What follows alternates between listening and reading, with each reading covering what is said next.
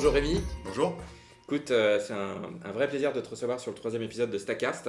T'as écouté les derniers épisodes? Oui, bien sûr. Bon, tu comprends un peu la logique. Ouais. Est-ce que tu peux nous raconter un peu ton parcours? Oui, bien sûr. Alors moi, je suis designer consultant, donc j'ai cofondé une société avec mon associé Mathias Abramovic. Et donc nous, on est des designers, mais pas seulement. On utilise en fait énormément de méthodologies issues du monde du business, du design, de la tech. Et on accompagne en fait et on structure les démarches d'innovation de grands groupes ou de start-up.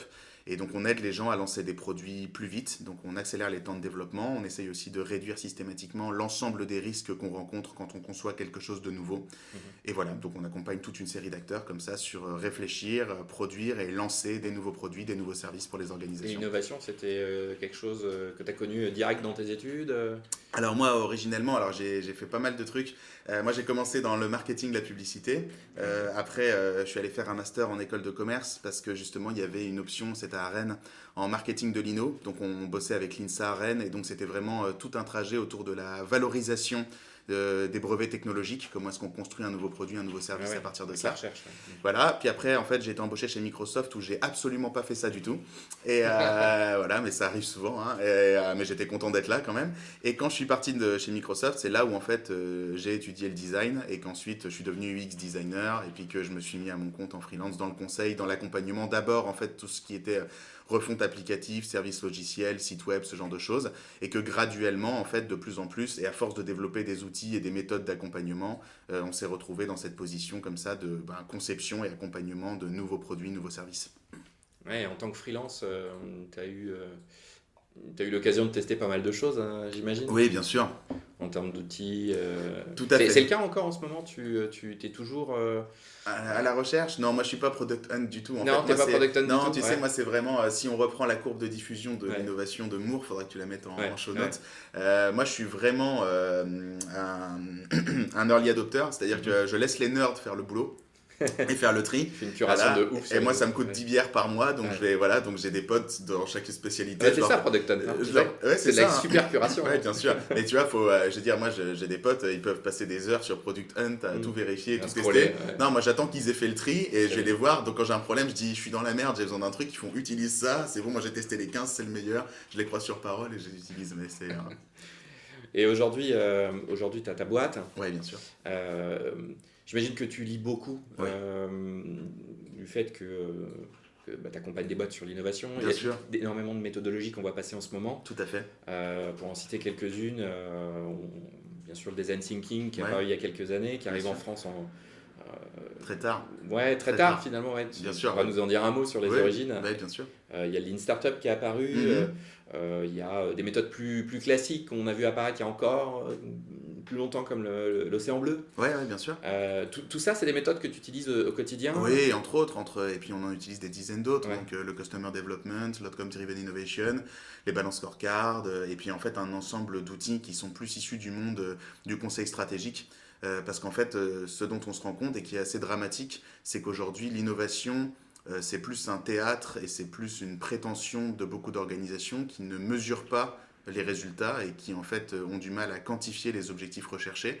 Et nous, notre travail préalable à l'intervention et qui aujourd'hui n'est pas encore suffisamment bien effectué, je pense, par beaucoup de gens, c'est l'analyse préalable du périmètre et de l'environnement qui permet d'orienter efficacement les efforts d'innovation des structures, quoi. Donc il y a beaucoup d'outils du conseil stratégique, il y a beaucoup d'outils du design et de la facilitation, et il y a aussi énormément d'outils qui viennent du marketing tactique. Je regarde la bibliothèque en même temps que je te parle. Ouais, c'est ça. Grosso modo, du management de communauté, des modèles décisionnels. Est-ce que tu ne penses pas qu'il y a depuis, je sais pas, alors, au-delà de l'océan Atlantique, ça existe depuis longtemps, mais chez nous, il y a une tendance dans l'accompagnement Ouais, à créer du momentum, c'est-à-dire de ne plus être en mode réunion cadrée, mais être en mode on vit quelque chose tous ensemble, oui, bien sûr. comme un peu les workshops Ouais. absolument, oui. qui commencent à voir le jour. Tout à fait. En fait, il y a une vraie possibilité offerte par le format workshop qui sont issus très souvent des méthodologies du design centré utilisateur, mais pas que, et qui permettent effectivement de réunir conjointement. En fait, c'est très drôle parce que oui, on n'en a pas parlé, mais pour les agilistes, par exemple. Ouais. Oui, ça c'est connu, ça. Ouais, et voilà, ou pour le lean management, mais c'est basé sur la même chose. C'est-à-dire qu'en fait, quand tu colocalises les personnes dans un même espace et que tu les fais bosser conjointement, tu accélères les prises de décision et tu peux passer en fait beaucoup plus rapidement d'une étape à l'autre.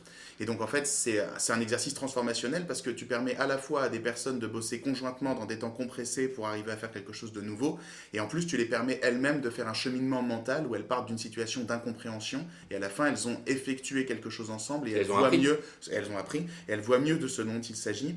Alors après, je mettrai un gros bémol à ça parce que moi je suis en lutte contre ça. Il faudrait que je fasse des stickers pour les foutre sur mon ordinateur parce qu'il y a aussi beaucoup de gens qui viennent nous voir en disant qu'ils veulent des moments fun et des workshops marrants. Et voilà, parce qu'ils veulent faire des choses pour que les gens ils se sentent bien. Ouais, et en fait, team building, non, et nous en fait clairement nous on combat ça, mais moi je combattrai ça jusqu'à la mort parce que pour moi le workshop, enfin tous les gens qui font des workshops si tu veux et qui les marketent en moment Disneyland, pour moi ils décrédibilisent cette industrie et ils nous donnent vraiment mauvaise presse parce que voilà, un workshop n'est efficace que si tu as fait un travail préalable et que tu as défini très précisément un objectif à atteindre et que tu as quelque chose d'efficient à construire et à produire derrière, quoi. Et donc voilà, je pense qu'il y a aussi beaucoup de dérives de ces techniques aujourd'hui voilà, qui ne sont pas nécessairement voilà, très... Enfin voilà, moi je ne suis pas très à l'aise avec ça.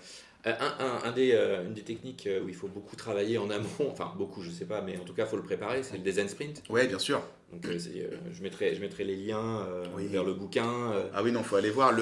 Alors j'ai je pense à ça tout de suite, mais j'ai une newsletter qui s'appelle Design Thinking Alumni et j'ai publié il y a quelques semaines un excellent recueil complètement disponible depuis Google qui présente en fait comme ça un ensemble d'outils très très très documentés, de méthodes et d'exercices qu'on peut utiliser pendant un design sprint jour par jour, rangé, classé. Donc faut que les gens n'hésitent pas à aller voir, tu pourras mettre le lien, c'est très bien foutu. Ouais. Bah, c'est une des méthodes en ce moment qui a le vent en poupe, qui a le vent en poupe, qui est un peu trendy, notamment chez les corpos, pas que, mais toi en ce moment, comment tu vois cette méthode? Est-ce que déjà tu la vois évoluer? Oui, alors énormément. Alors c'est très drôle parce que j'ai eu la chance, l'extrême chance d'intervenir avec un mec, un adorable qui s'appelle Stéphane Cruchon. Ah oui, voilà. le Suisse. Ah là, le Suisse. Donc Stéphane qui est vraiment un mec génial et qui lui pour le coup, si tu veux, moi je lui ai dit c'est marrant parce que t'es vraiment Jake Knappiste, tu sais, comme si c'était une religion, parce que lui vraiment il stick to the book, quoi. Et donc tu sais, je le trouvais vachement rigide, pour le coup vachement carré, vachement suisse, tu vois. Et bon, tu bosses avec lui et tu comprends. Moi j'ai pris une grosse claque. J'ai dit, ok, d'accord, il suit le bouquin, mais tu vois vraiment la valeur ajoutée du truc, tu vois pourquoi ça doit durer 5 jours, tu comprends très bien le truc. Et c'est très drôle parce qu'en fait, on se suit depuis des années, et on s'était rencontrés très récemment parce que j'étais intervenu à la conférence Google Design du chapitre de Paris.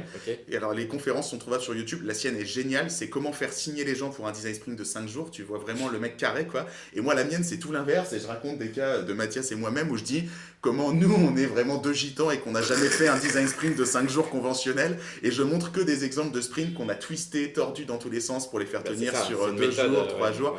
Donc, tu vois, moi, je te dirais, ce qui est extrêmement riche dans le design sprint, c'est qu'en fait, c'est un exercice de conception facilité qui respecte le séquencement d'une démarche de design thinking traditionnelle. Jake Knapp, pour plein de raisons, d'excellentes raisons, la dispense sur 5 jours et effectivement ça permet d'arriver sur des aboutissements et des conceptions beaucoup plus fortes, mais ça nécessite une mobilisation conjointe sur 5 jours quand même d'une équipe de 12 personnes, ce qui n'est pas forcément évident. Nous, on utilise énormément de préceptes issus de ce bouquin et de beaucoup d'autres pour faire des ateliers qui sont généralement plus courts, plus intenses, avec plus de monde. Urgence, voilà. Et puis surtout, comme je l'explique dans la conférence, qui traite non pas toute la démarche de conception, mais certaines parties critiques dans lesquelles il faut qu'on fasse intervenir tout le monde, que ce soit pour déterminer le périmètre, déterminer ce qu'il faut concevoir, ou le formaliser et le tester. Tu vois ce que font les Berlinois là, à GN Smart? Oui, celui de 4 jours, bah, j'ai tous les pré-rolls YouTube, bien sûr. Eux, ils sont forts sur le marketing de comment vendre. Si tu veux, ça c'est toute la problématique du produit packagé. Dès qu'un truc devient à la mode, c'est une affaire de buzzword. Et après, tous les puristes vont venir te dire, mais c'était pas ce qu'il y avait au départ. Et c'est vrai, est-ce que c'est toujours un design sprint si c'est 4 jours? Voilà, bon, bah, il y a des pour, il y a des contre. Moi, je suis très ouvert là-dessus parce que j'ai jamais considéré que suivre rituellement, religieusement une Ouais. méthodologie, c'était gage de qualité. Donc, mais voilà, moi, c'est ma position. Voilà, c'est pas, elle est pas meilleure ni moins bien. C'est juste que je pense que nous, on est designers et qu'avant tout, on attend de nous qu'on s'adapte et que, en fait, non pas on fasse des méthodos pour stick to the book, quoi, mais qu'au contraire, il faut avant tout mettre en œuvre ce qu'il convient de faire pour aider avant tout une personne à atteindre des résultats. En On est là gros, pour ça. on achète chez toi pas un truc sur étagère, on Non. achète toi-même en fait, ta Bien capacité sûr. à résoudre des problèmes. Bah, tous les freelances en fait, hein, mais voilà, c'est ce que nous on dit beaucoup avec mon associé. Voilà, on dit nous on est des orfèvres, on se vend tel que. Mhm. Et donc clairement, moi je suis très fier de dire qu'on n'a jamais pondu 2 fois la même méthodologie d'accompagnement, qu'on n'a jamais mené 2 fois les mêmes ateliers, et qu'en fait nous c'est un travail systématique vraiment de cadrage stratégique amont très fort, ce qui manque cruellement aujourd'hui dans le design. Les designers sont très déconnectés des problématiques business, et je pense que ça nuit beaucoup à la profession et à le fait que ça soit pris au sérieux par les comex. Donc il y a toujours en fait le diag, il y a toujours l'identification du challenge, et après derrière il y a des méthodos qui sont des workshops ou du design centré utilisateur plus classique, mais qui mènera derrière sur la conception d'un produit, un service. Mais voilà, nous on fait du sur-mesure et du sur-mesure seulement. Une question que j'ai Oui, pour toi, bien que sûr. je me pose, c'est est-ce que ça a déjà été expérimenté? Enfin, j'imagine que oui, mais et est-ce que tu crois un peu au design sprint ou l'ergonomie citoyenne, c'est-à-dire ces Ah. méthodes-là à des usages au-delà de l'impact, c'est-à-dire des Hmm. usages vraiment de gestion de la cité, c'est-à-dire C'est une bonne. voilà. Alors, j'y crois. Et j'ai l'humilité d'admettre que j'en connais très peu sur le sujet. Par Ok. contre, il faut absolument que tu ailles interviewer Fabrice Lutz. Alors, il faudra que tu ailles à Lyon, Ah pour le ouais, coup. ok. Mais qui, lui, vraiment est Qui un. est Fabrice Lutz? Alors, Fabrice est un des design sprinters français. On a un petit Slack. Il y aura énormément à t'apprendre là-dessus. Ouais, parce que là, en termes de résultats et d'impact, c'est vrai que c'est une méthode qui mériterait de sortir un peu de, de sa zone B2B ou de Oui, sa zone. bah, si tu veux, ce qui est marrant, c'est que même sur le B2B, ce qui est assez surprenant, moi je publie beaucoup d'articles sur mon blog où en fait, grosso modo, je répète ça en boucle.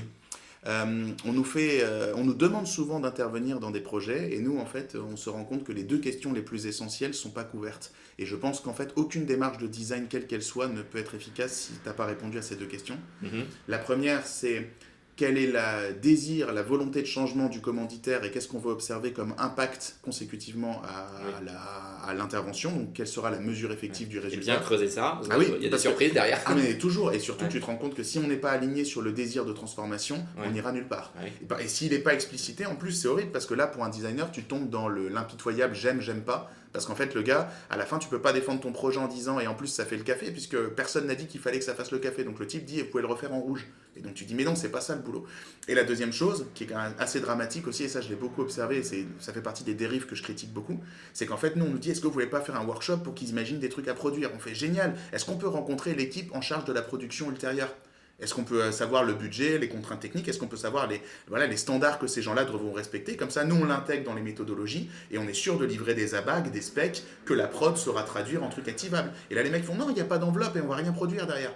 Tu fais donc c'est génial, tu vas foutre des gens dans une pièce, on va réfléchir et problématiser ensemble, on va définir des challenges, ils vont imaginer des trucs et des pistes de réflexion, tout ça ça va faire des super belles slides et des pitchs et tout le monde va voir, voilà, et tout le monde dira oh on est content, Mm. puis après ça va finir dans un tiroir, ben moi non, je suis désolé, je suis pas Accenture quoi, tu vois, enfin c'est pas, je suis un designer, moi à la fin s'il n'y a pas un truc à produire, il y a un problème, tu Ouais, vois, ouais. et souvent je vois beaucoup de gens, mais c'est un truc très cargo culte qui disent non, non, on va faire un workshop, on va prier très fort et le monde changera. Mm. Tu fais non, mec, le workshop c'est le premier maillon d'une très longue chaîne et le gros du budget il va dans la prod. Si t'as pas compris ça, déjà on a un souci, tu vois. Le workshop n'est jamais une fin en soi. Le workshop est un moyen de lancer la production. Encore faut-il qu'on ait prévu l'effort de production derrière.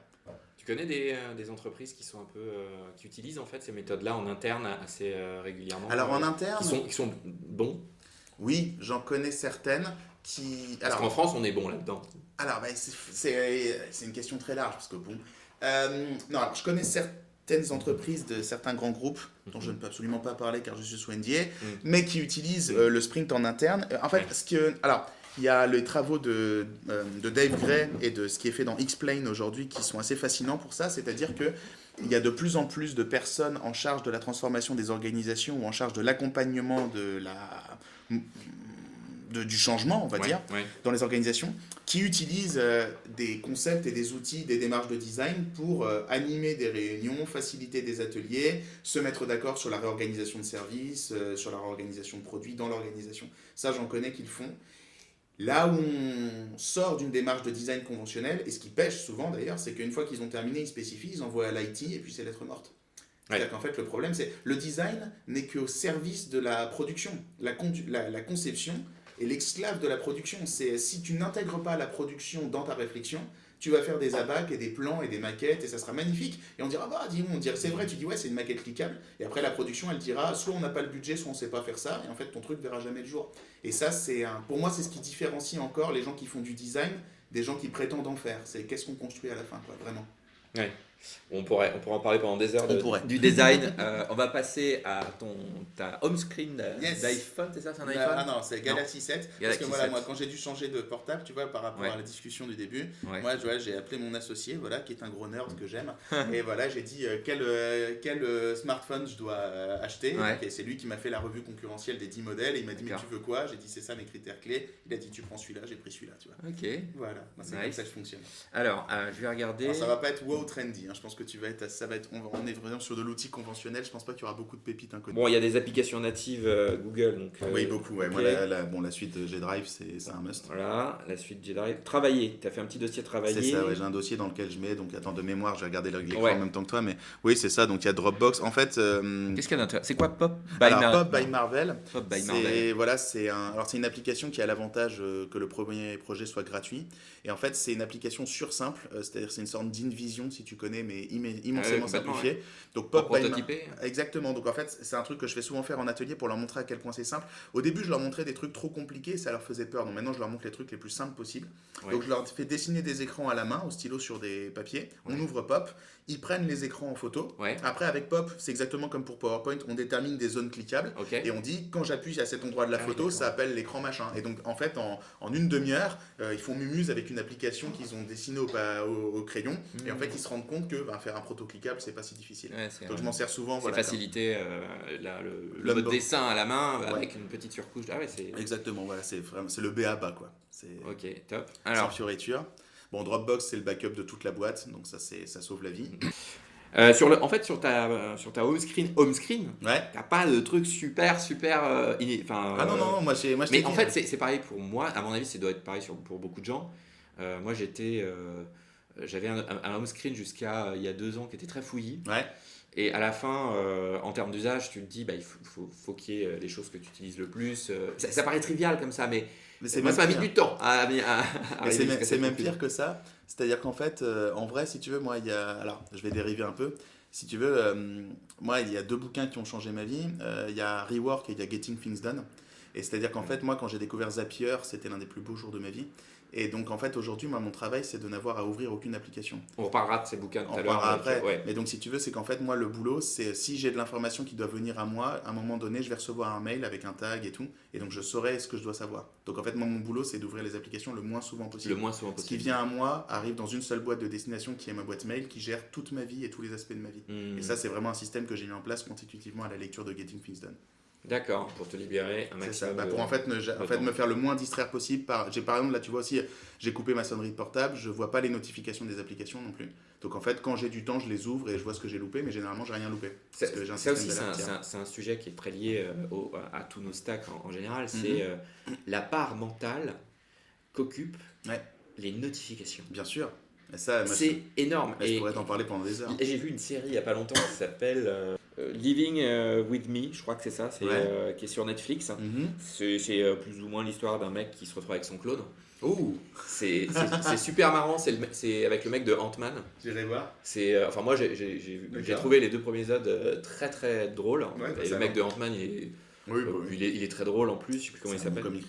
Sur la partie des notifs, en fait, c'est une série qui filme l'ambiance d'une chambre à coucher, où c'est l'une des premières fois où je vois un portable sonner ou une notif arriver. Ouais.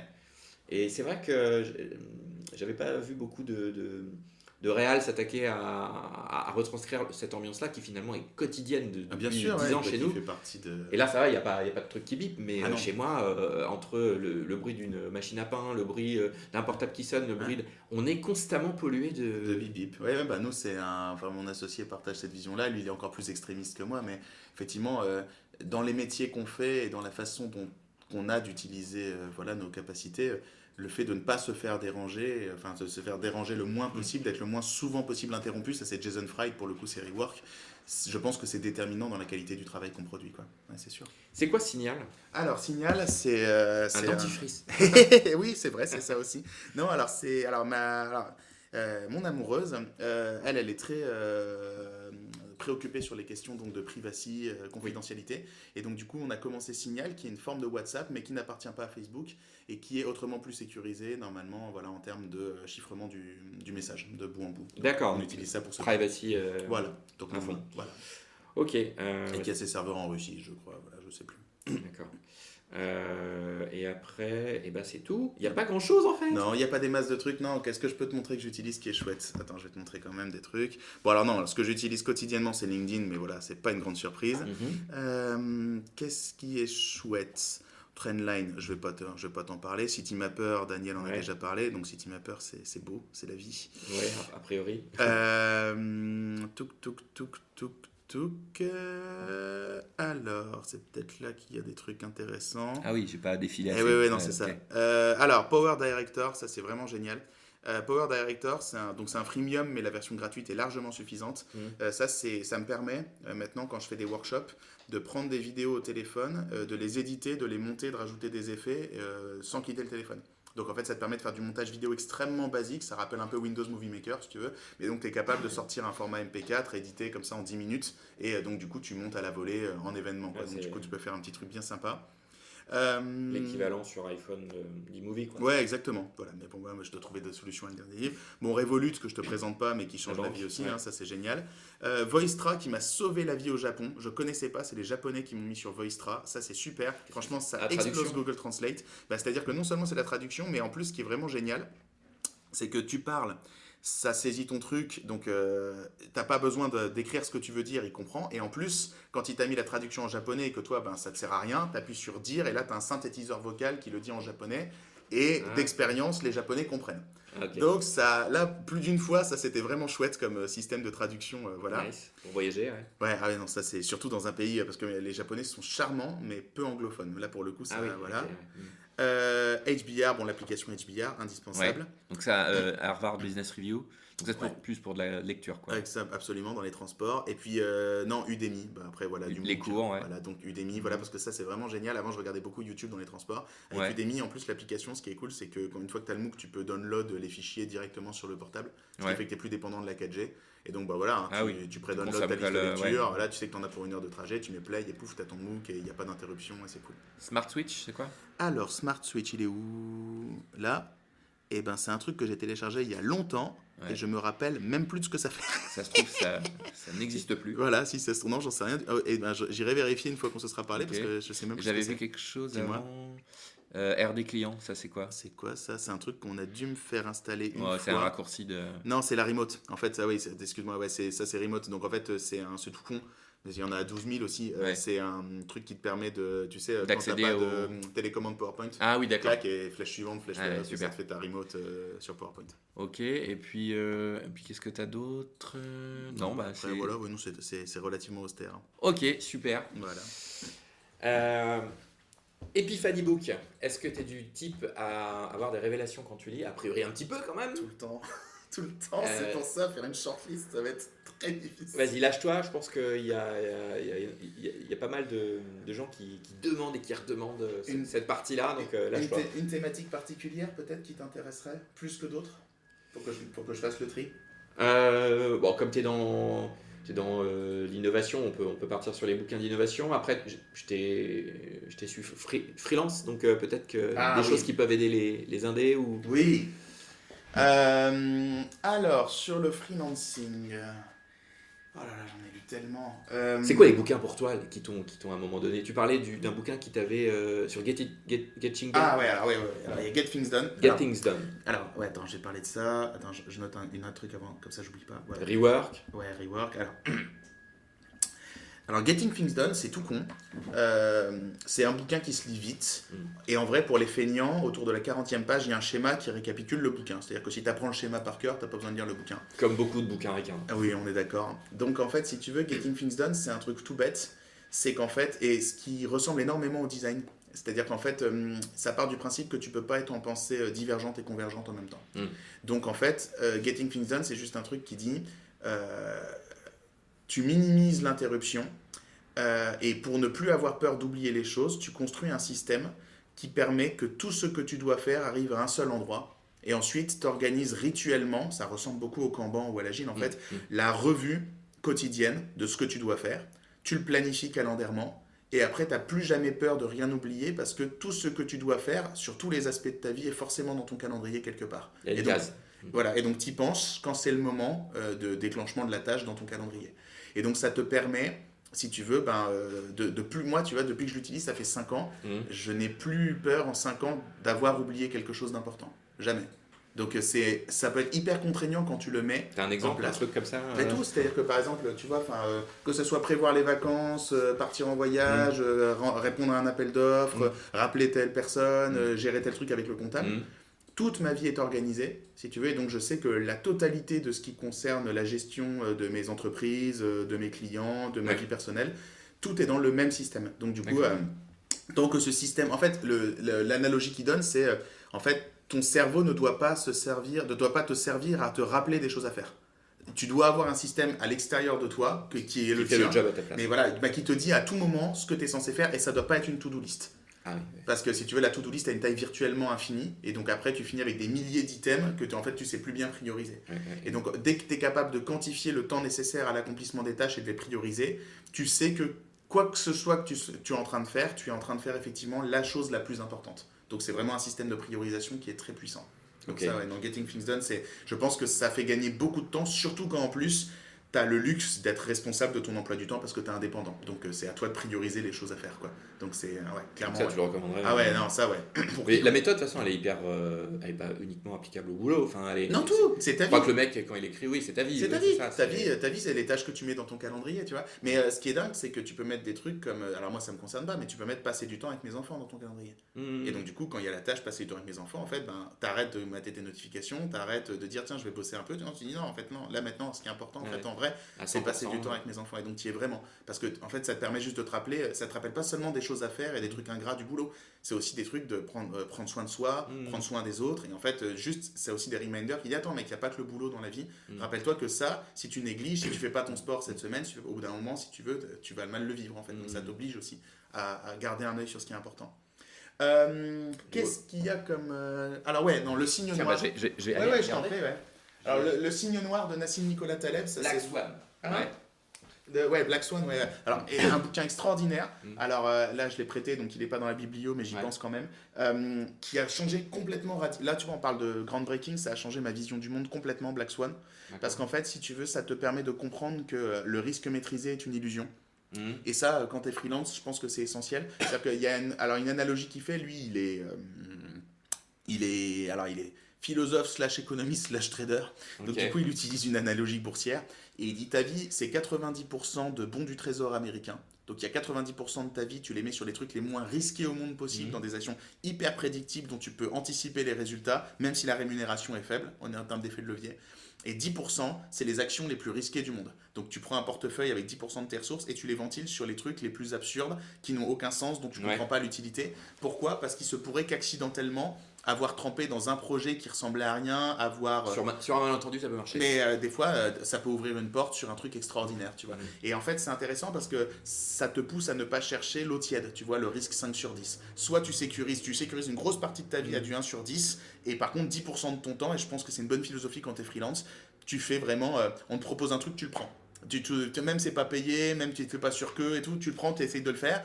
Et voilà, et parce qu'on sait jamais en fait, tu vois, ça fait partie de ces portes Tu aléatoires apprends, que tu peux. aussi, ça Déjà, permet. t'apprends, Ouais. et puis des fois, ça peut t'amener beaucoup plus loin que ce que tu pensais.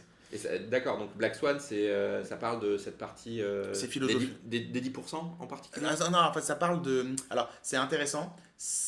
La moitié du bouquin parle de l'illusion de la maîtrise du risque, D'accord. et l'autre moitié t'apprend à penser comme un opériste logique. Donc et c'est très drôle. Enfin, c'est très. J'imagine que c'est fondé sur ces expériences Ouais, puis il y a beaucoup de traders, peut-être. Non, puis même il y a beaucoup d'appels à des philosophes antiques. Il y a beaucoup. En D'accord. fait, c'est vraiment un. C'est complet, ouais. Ok. Ah ouais, c'est très complet. Ok. C'est très drôle. What's next, c'est quoi ça? Alors, non, non, ça c'est pas la peine. On mettra pas. Attends, qu'est-ce que t'as d'autre? Linchpin de cette gueule. Ah, bon bah ouais, non mais Seth Godin, lui, faut pas me lancer sur Seth Godin. Moi c'est... Alors, qui est cette Godin? Tu peux rappeler? Aïe. Donc Steph Cruchon, il est Jake Nappiste et moi je suis Seth Godiniste. Ok, d'accord. Donc Seth Godin, c'est un auteur américain qui doit en être à son, je sais pas, 20e best-seller maintenant, qui a écrit énormément sur le marketing.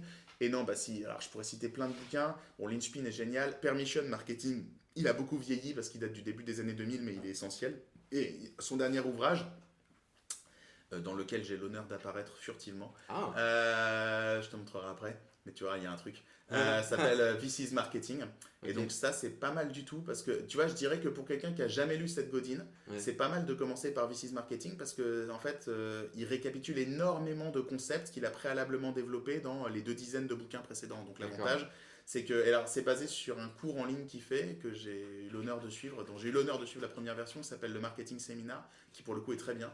Et voilà, en fait, c'est une sorte de méthodologie, tu vois, sur lequel comment tu construis un positionnement, une marque, une proposition de valeur, comment en fait, eh bien justement, t'engages peu à peu une communauté autour de toi et tu construis de la confiance pour développer quelque chose. D'accord. Donc c'est This is Marketing, un bon bouquin pour commencer Seth Godin. Ouais. Puis bien sûr son blog sur lequel il publie quotidiennement.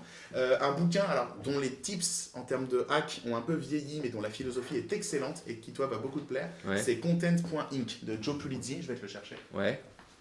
Content.inc. Donc Content.inc de Joe Pulizzi. Joe Pulizzi, c'est un mec qui a créé le Content Marketing Institute. Tu les achètes physiquement? Ouais, non, moi je suis métier, moi je suis un conservateur. Et tu recommanderais de faire ça? Parce que moi, c'est souvent une question que je me pose. Bah, moi j'aime plier mes pages, j'aime annoter, j'aime manipuler les bouquins. Et surtout. C'est lourd. C'est pas grave, c'est pas grave. Okay. En fait, si tu veux, non mais moi c'est un truc tout con. Bah tu vois, là il faudrait que tu décrives à tes auditeurs notre bureau. Mais tu vois, ce qui est vraiment important dans le design, et je pense que c'est un élément fondamental, c'est qu'en fait, comme on pense en arborescence et comme on pense de façon macro, à un moment donné, si on veut faire les liens et les connexions, faut être visuel. Et il faut tout foutre au même endroit sur le mur.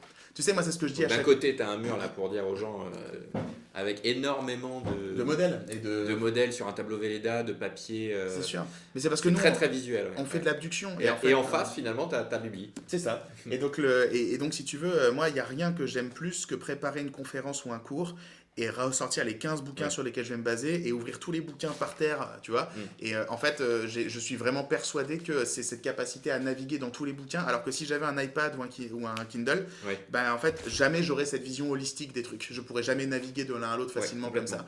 Et je pense que vraiment la lecture sur support physique amène un vrai plus. Et qu'est-ce que c'est que ce bouquin? Donc, alors, on rappelle le titre, Content Inc. Content Inc.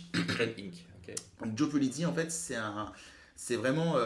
comment on pourrait dire ça? C'est un type qui a commencé dans le blogging au début des années 2000, donc c'était il y a très longtemps.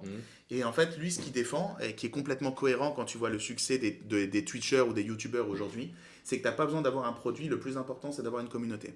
Et pour avoir une communauté, en fait, le plus important, et ça c'est vraiment du permission marketing, c'est de faire du contenu, et c'est d'adresser de façon, sur une niche et de façon ciblée, de façon régulière et intéressante, un contenu activable vers une audience qui en fait va légitimer par sa lecture et son feedback ta crédibilité, ton expertise, et donc en fait qui va peu à peu construire ta notoriété, et qu'en fait aussitôt, enfin après un certain temps, alors c'est très long, hein, c'est vraiment un jeu à très long terme, quand tu seras devenu une personne de référence parce que tu prends la peine de publier à intervalles réguliers du contenu vers une audience ciblée et que tu auras gagné le respect et l'estime de ces personnes, tu auras la possibilité de les faire venir autour de toi et réfléchir ensemble, de les interroger aussi sur leurs besoins et de dire pourquoi on ne ferait pas cette proposition de service, pourquoi on ne ferait pas ce produit pour vous, et là tu gagneras leur confiance. Alors est-ce qu'il parle de communauté au sens d'audience ou au sens d'interaction entre les membres entre eux? Parce qu'il y a toujours ce jeu sur les mots qui en français est plus problématique, j'imagine,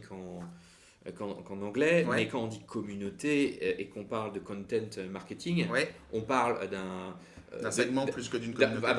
d'infos qui partent du haut pour atteindre des cibles qui ne se connaissent pas forcément entre elles. Et en fait, je ne connais pas le bouquin, mais ce qui est intéressant, c'est de savoir comment tu construis une communauté qui commence avec une audience Ouais. jusqu'à des gens qui se croisent Ouais. qui se partagent des infos et qui font en gros du co-learning ensemble. Et je ne sais pas si c'est expliqué ça. Alors, pas là-dedans. spécifiquement dans le On bouquin, est- parce que ouais. lui, vraiment, son boulot, c'est le content. Donc, en fait, Ok. lui, c'est vraiment ta Vraiment. strate de content. Ok. Mais c'est... et surtout, le plus intéressant, c'est la première moitié du bouquin qui est vraiment sur la définition de ta tonalité et ton orientation. Mm. Pour vraiment... Parce que tu vois, lui, en fait... alors, je vais finir sur lui. Après, on va parler d'un autre bouquin qui parle spécifiquement du point que tu as adressé. Ouais. Lui, tu vois, ce qu'il dit qui est intéressant, c'est... Parce qu'il fait des workshops maintenant dans le monde entier. D'accord. Et il dit à tout le monde qui fait du content marketing pour driver de la demande. Et donc tout le monde lève la main. Et il fait OK, maintenant, qui fait du content marketing qu'on ne trouve sur aucun blog d'aucun concurrent et dans lequel on apprend des choses qu'on n'aurait pas pu apprendre ailleurs. Et tout le monde baisse la main. Et il dit on a un problème. Et donc, si tu veux, lui, son obsession et le vrai travail, donc c'est très chiant, mais c'est génial à faire, c'est que quand tu as fait vraiment son boulot et que tu as suivi les trucs, au bout d'un moment, en fait, tu deviens tellement précis et tu vas tellement prendre un angle éditorial donné sur lequel il y a un vrai besoin par rapport aux personnes que tu vises, parce que tu dis effectivement, moi, si on vient me voir, on verra certaines choses, on apprendra certaines choses qu'on ne peut pas apprendre d'une autre façon. Et là, tu commences à donner énormément de valeur à ton contenu. Oui. Pour répondre à ta question sur les mouvements au sein d'une communauté, alors un bouquin qui est Tribe, plutôt ouais. inspirationnel que didactique, mais qui situe très bien avec énormément d'exemples, c'est Tribe, une nouvelle fois de Seth Godin, et qui lui effectivement te dit si tu drives une communauté, il y a 4 mouvements clés qu'il faut stimuler. Le mouvement descendant de toi vers la communauté pour leur offrir des choses, le mouvement ascendant de la communauté vers toi pour recueillir leurs besoins, le mouvement transverse de la communauté entre elles en connectant un maximum ses membres les uns aux autres pour créer de la résilience et de la diffusion, et puis et le mouvement qui est trop souvent mis en avant alors que c'est peut-être le moins important, l'interaction globale entre toi, ta communauté et le monde extérieur. Ouais, c'est le passage vraiment du digital à l'IRL, enfin tout ce qui est Oh, communauté. l'IRL, tu peux le faire ici. Hein. L'IRL, tu peux le faire dans le... En fait, si tu veux, une communauté, c'est un ensemble de personnes qui est préalablement concerné par un ensemble de problèmes communs ou une obsession commune pour une thématique particulière. Et toi, tu peux la leader et tu peux la mener en lui rendant service. C'est-à-dire que tu vas voir ces personnes-là et tu dis... voilà, bah moi j'ai juste pensé que ça serait cool de faire cet événement ce week-end pour qu'on se réunisse tous. Moi j'ai pensé que ça serait cool de faire cette newsletter pour que vous ayez accès à cette information. J'ai pensé que ça serait cool de faire ce PDF où je récapitule des trucs qui vous intéressent. Et les gens ils te disent merci. Et au bout d'un moment en fait tu crées du lien et tu tisses en fait de la connexion récurrente avec ces personnes. Puis tu les fais communiquer les uns avec les autres de façon physique. Tu peux faire du Skype, tu peux faire un réseau social, tu fais ce que tu veux. Est-ce que tu penses que là, il y a quelques années, bon c'est encore le cas, on parlait d'agent entrepreneurial. Ouais. Peut-être dans une petite communauté, mais en tout cas on en parle. Ouais. Est-ce qu'on ne rentre pas dans un âge d'or des communautés? C'est-à-dire, Oui. en gros, est-ce que le nouveau leadership, les nouveaux leaders, c'est ceux qui savent construire des communautés? C'est pire que ça, parce que je pense que ton analyse elle est extrêmement correcte et je vais la pousser encore plus loin. Dans un monde complètement horizontalisé dans lequel les nœuds de réseau disparaissent, la valeur la plus importante c'est la confiance. Oui. Et en fait, comme les gens peuvent choisir librement de te suivre ou de ne pas te suivre, quiconque est capable d'agréger autour de lui énormément de personnes concernées par des thématiques ou des problèmes communs qui lui font confiance, possède en fait un pouvoir d'influence. Et il peut utiliser de ce pouvoir pour défendre un projet politique, pour défendre une activité économique, pour défendre n'importe quelle forme de changement sociétal, de quel ordre qu'il soit. Et on voit bien aujourd'hui qu'il y a plein de personnes qui ne seraient pas légitimes dans l'ancien monde et qui n'ont pas fait les études qu'il faut, qui n'ont pas les connexions qu'il faut, qui n'ont pas le réseau par la naissance qu'il faut, et qui pourtant, dans énormément de domaines, ont gagné des légitimités extraordinairement puissantes et sont parfois aujourd'hui plus influents que certaines grandes multinationales. Donc, tu vois, l'exemple qu'on prend tout le temps, mais qui marche très bien, même si les plus de 40 ans ne connaissent pas, c'est que tu prends un mec comme PewDiePie. Donc PewDiePie, aujourd'hui, il est responsable indirectement de la vente de bien plus de jeux vidéo que jeuxvideo.com et tous les portails d'information réunis. Bunny. Donc pour nos auditeurs les plus âgés, PewDiePie, c'est un mec qui joue aux jeux vidéo sur YouTube et qui est suivi et qui a été pendant très longtemps, je crois qu'il a été doublé maintenant par un Indien, mais qui a pendant été très longtemps, je crois, la chaîne YouTube la plus suivie du monde, quoi. Et voilà, donc juste un mec qui a commencé à faire des let's play, donc à jouer, à se filmer en même temps, et qui a en fait, comme était un des premiers à s'y mettre, a été très régulier dans son contenu et très en interaction avec les gens qui le suivaient. Quand on parle d'influenceurs, on parle de leader de communauté, quoi. C'est ça, mais en fait, si tu veux, je pense que les personnes qui gagnent ce statut et qui le défendent dans la durée sont des personnes qui sont authentiquement, moi c'est ce que j'appelle, enfin c'est pas comme ça que j'appelle, c'est un terme sur lequel je suis tombé un jour et que j'aime beaucoup, qui s'appelle servant leader, le servant leadership. Et je pense qu'en fait, si tu veux, moi j'aime beaucoup, alors je déteste placer les aphorismes américains, mais leader it last, quoi. C'est-à-dire en fait, je pense que si tu veux, pour moi un leader c'est avant tout quelqu'un qui a un intérêt sincère pour une communauté préconstituée, ça c'est important, de personnes que lui voit, qui sont parfois pas connectées entre elles, mais qui dit voilà, je vais vous aider à atteindre ce que vous avez préalablement décidé qu'il était important d'atteindre pour vous, et qui les aide à s'organiser, à se mettre en marche, mais non pas pour faire sa volonté, mais en fait pour leur donner les moyens d'accomplir ce qu'ils avaient préalablement décidé qui était la chose à faire.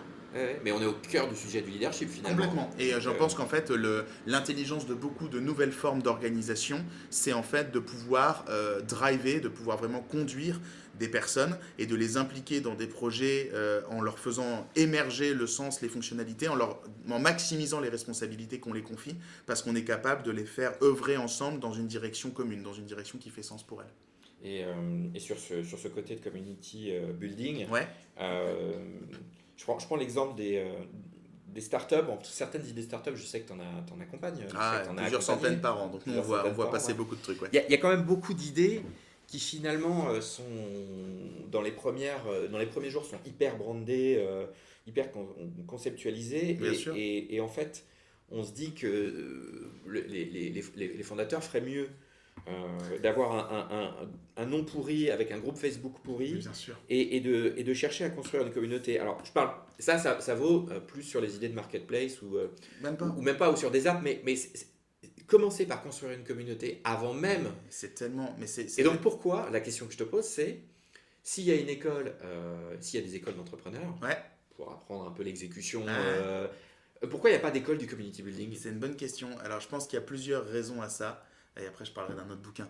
Alors, ce qui est intéressant, c'est qu'en fait, quand tu te penches sur le Customer Development, qui est le papa du Lean Startup, tu comprends un truc fondamental. Et Steve Blank, un blog à suivre absolument si vous êtes entrepreneur, Steve Blank, en parle extrêmement bien. En fait, le luxe qu'amène le Lean Startup, parce que, bon, regarde, tu crées une nouvelle boîte. Vous êtes 3 abrutis dans un garage, d'accord, vaguement rasés avec des hoodies. Donc personne n'a la moindre raison de vous faire confiance. Et vous arrivez et vous dites on a créé un nouveau produit, une nouvelle offre qui rentre en plus en compétition semi-indirecte avec plein d'acteurs autrement mieux installés, avec des propositions autrement plus crédibles. Mais nous on va le faire mieux, faites-nous confiance. Bon, chaud quoi. Donc, et pourquoi que c'est important d'aller parler à plein de gens et de leur poser des questions et d'interagir avec eux? Parce qu'en fait, quand tu as rencontré un type autour d'un café 1 fois, 2 fois, 3 fois, c'est des dates en fait, bon bah t'es peut-être plus disposé à finalement faire partie des alphas ou des bêta-testeurs du bidule. Parce que tu dis, c'est vrai, c'est 3 abrutis dans un garage, mais ils ont pas l'air cons quand même, ils ont l'air d'avoir une idée qui tient la route, tiens, on va leur donner un peu plus de temps pour essayer. Et en fait, si tu sais pas bâtir des communautés et de l'engagement relationnel humain, quitte l'entrepreneuriat tout de suite. Parce que tes 100 premiers clients, quel que soit ton produit, tu vas aller les chercher à la main, mon pote. Donc et tu vas le vendre, mais vraiment comme Don Bradman dans Mad Men, et tu vas le vendre à la mano, parce que si tu veux, et par contre après, si tu es intelligent, tu vas utiliser le succès de tes 100 premiers consommateurs et la visibilisation de la transformation heureuse que tu as produit dans leur vie grâce à ton offre, et c'est eux qui vont aller vendre ton produit à la suite. Mais si tu veux, faut pas se leurrer. N'importe quel entrepreneur qui se lance doit être un cadre de l'engagement émotionnel humain et être un pro dans la génération de relations de confiance. Parce que quand tu commences, tu as 0. Et ça vaut pour des startups, mais ça vaut pour une asso qui se crée. Tout. Ça vaut pour un manager qui voudrait fédérer autour de lui autrement les personnes qui le pilotent. Absolument. Donc en fait, il manque une école de leadership. Et oui, et c'est normal. En France, peut-être. Partout, partout. Parce que si tu veux, c'est ça qui est assez marrant. Alors là, c'est l'instant psycho à 2 balles, le café du commerce. L'être humain, la peur d'être rejeté, c'est l'une des peurs les plus fortes. Et c'est quelque chose qu'on apprend très jeune, et c'est quelque chose qu'on fuit toute sa vie. Et être rejeté, c'est lever la main et proposer une idée nouvelle au monde, et le monde, il dit, j'en ai rien à foutre. Et donc toi, tu es tout seul dans ta chambre, et tu écoutes du Radiohead, et tu chiales, parce que le monde ne comprend pas. Et donc en fait, si tu veux, faut pas se leurrer. Si tu essayes de changer n'importe quel statu quo, tu fais chier des gens.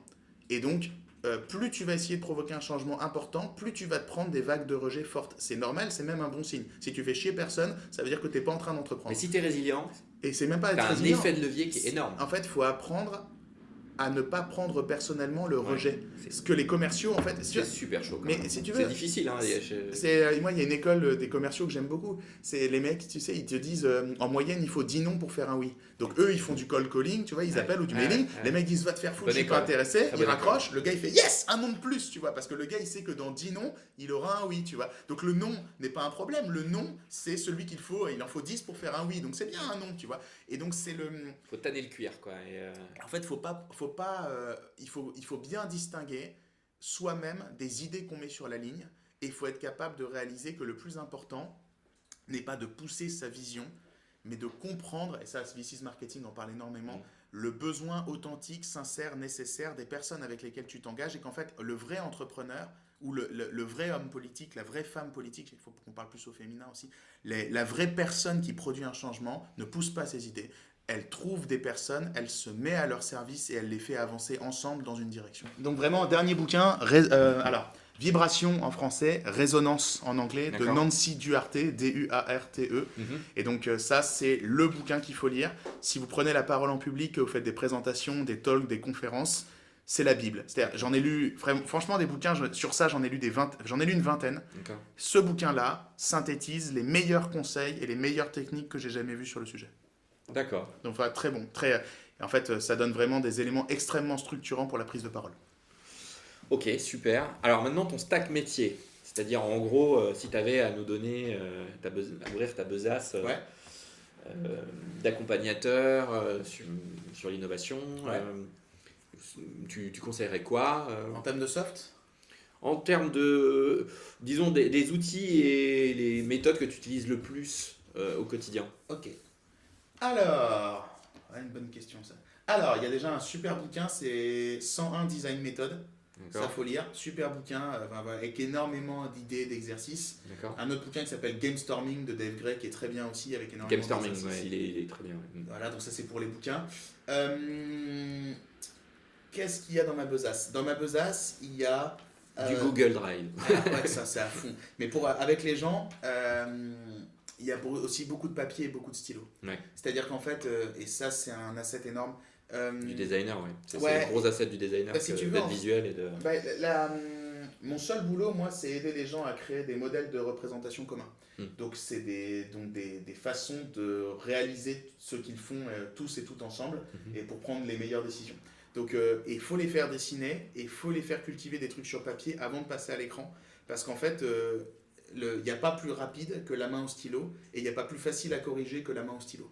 Dès que tu commences à rentrer trop tôt dans l'interface et dans l'ordinateur, tout devient infiniment plus compliqué. Donc moi je privilégie en fait le crayon de jusque très très très très loin, quoi. Et les gens en face de toi ne trouvent pas ça trivial a priori? Au début oui. Et en fait souvent quand il y en a un qui ne croit pas, je dis fous-toi sur l'ordinateur, c'est pas grave, tu vas nous rejoindre. Et puis nous quand on a terminé, lui au 10e de la tâche, et puis voilà il comprend en fait. C'est pas grave. Donc ça me permet de leur faire comprendre plus vite ce que je veux dire. WhatsApp, moi j'ai réalisé que le relationnel client sur WhatsApp ça marche vraiment très bien. Donc je fais beaucoup de groupes de clients, beaucoup de groupes sur lesquels on échange des pratiques, des ressources, etc. Donc moi clairement WhatsApp c'est un outil majeur, c'est mon CRM aujourd'hui. WhatsApp c'est vraiment mon outil de gestion de relations clients. Quand j'ai terminé de répondre à tout le monde sur WhatsApp, je sais que c'est vrai que c'est rentré c'est un peu mainstream. Ils l'ont tous maintenant. C'est bien ça. Et si tu veux c'est assez génial parce que beaucoup plus que Slack, quoi. Non mais alors Slack tu vois typiquement. Pour moi, Slack, c'est l'anti-WhatsApp. C'est-à-dire que le fait qu'on ne puisse pas faire de channel sur WhatsApp, mais seulement des groupes de conversation, ça oblige à être synthétique et faire seulement les groupes qui doivent être faits. Alors que dans Slack, le fait que les channels puissent être virtuellement illimités, pour moi, c'est le début de la merde. Slack, j'adorais au début, et maintenant, je le fuis comme la peste. Tout Slack, il y a 157 notifications. Qu'est-ce que tu veux faire, quoi. Donc, non, moi, je suis beaucoup plus... voilà, j'aime bien WhatsApp parce que justement, tu peux pas trop creuser. Super. Sinon, alors Zapier et IFTTT. Alors moi, ça m'a pris des années pour faire ça, mais en fait, grosso modo... surtout avec IFTTT à l'époque, et alors Zapier maintenant est arrivé, ça a révolutionné, c'est le seul logiciel pour lequel je paierai jamais, c'est Zapier. Si tu veux, c'est qu'en fait tu peux vraiment construire de façon extrêmement précise et customisable un système de veille de l'internet avec Zapier, en suivant le RSS ou en suivant des sites ou en suivant des features, ce qui fait que du coup, si tu veux rester en veille sur un écosystème, un secteur, un segment, tu peux vraiment avoir tout l'internet qui remonte à toi dans ta boîte mail quand tu veux, quoi. Et donc Zapier, t'articules des applications entre elles. Zapier, c'est 1500 applications dont les API sont ouvertes. Et donc Zapier, c'est, pour des gens qui ne savent pas coder, un éditeur drag and drop tout con dans lequel tu peux dire si un trigger arrive dans une application, dans un système A, provoquer un événement dans un système B. Et donc du coup, tu peux tout faire. Si quelqu'un te tag sur une photo Facebook, la sauver automatiquement dans Evernote. Si ce mot-là apparaît sur tel blog, t'envoyer un mail de machin. C'est des recettes, quoi. C'est des recycles. Comme IFTTT, donc if this, then that. If this, then that, voilà, que j'utilise depuis les premiers jours, quoi. Et, c'est pas un peu redondant avec Zapier? Si, complètement. Mais alors moi, IFTTT, j'utilise depuis, tu vois, 2009. Et quand Zapier est arrivé, c'était IFTTT mais sous stéroïdes, quoi. Tu vois, j'ai pété un câble, quoi. Mais voilà. DoButton, tu connais? Non, ça je connais pas. Vas-y, raconte. Donc DoButton, c'est par by IFTTT. D'accord. Et en fait, ça te permet de configurer un bouton et de mettre derrière ce que tu veux. D'accord. Notamment, moi je l'avais utilisé en mettant un mail qui partait directement à ma femme avec la position dans laquelle j'étais. D'accord, et le bouton il apparaît où sur ton téléphone? En raccourci sur ton téléphone. Ah, génial. Donc tu appuies au moment où tu pars du boulot et ça envoie l'adresse où je suis. Donc faut pas se tromper, faut savoir vraiment. Ah oui, voilà, oui, non, mais c'est malin, le coup du bouton en raccourci sur le truc, c'est malin, j'irai voir. Et non, mais en tout cas, c'est deux applis indispensables, c'est clair. Je plus sois sur Zapier et FTTT. Donc ta besace, c'est ça? Ouais, et puis plein d'autres trucs si tu veux, mais en fait, c'est assez marrant parce qu'en fait, comment dire, dans l'accompagnement et la structuration des efforts d'innovation, nous on fait beaucoup de mind map, on fait beaucoup de tableurs, on fait beaucoup de posters, on fait beaucoup de slides, on fait beaucoup de workshops, on fait beaucoup de livrables, de Canva, etc. Mais en fait, si tu veux, ça reste relativement peu technologique. En fait, on fait beaucoup de conception assistée par ordinateur et d'impression assistée par ordinateur, donc il n'y a pas beaucoup de... Tu sais, c'est pas... Tu vois, nous on construit le futur avec du carton ici, tu vois, on fait pas... Ouais, mais c'est parce qu'en fait... Support, bien sûr, surtout quand tu fais de la conception, si tu veux, faut pas privilégier la forme au fond, quoi. Ouais. C'est, le plus important, c'est réfléchir sur les bonnes thématiques et d'avancer sur les bons sujets, et après, quand il faudra formaliser, oui, bon, bah là, tu tournes sous Adobe, tu tournes sous Sketch, Figma, tout ça, mais bon, ça c'est de l'UI, c'est après, tu vois, c'est pas... Le cœur de mon métier, c'est faire réfléchir les gens ensemble, et il n'y a pas mieux que le papier et le carton pour faire ça. Ok Rémi, bah écoute, franchement un énorme merci pour cet épisode très très riche en ressources. J'espère que ça vous a plu. Je vous dis à très vite pour un prochain épisode de Stackcast et d'autres stacks à venir. Merci à vous. Bonne journée à tous.